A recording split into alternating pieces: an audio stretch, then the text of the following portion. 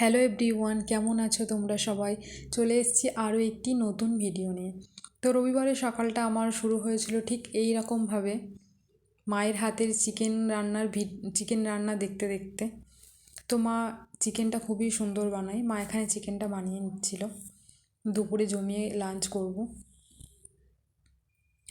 তো আজকের দুপুরে ছিল চিকেন আর বেগুন ভাজা।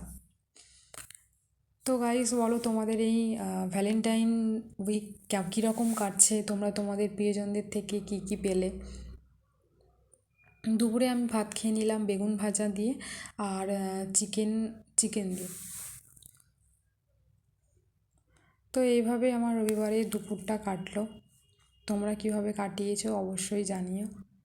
দেখা হচ্ছে অন্য কোনো ভিডিওতে। ততদিন তোমরা সবাই খুব ভালো থেকো, সুস্থ থেকো।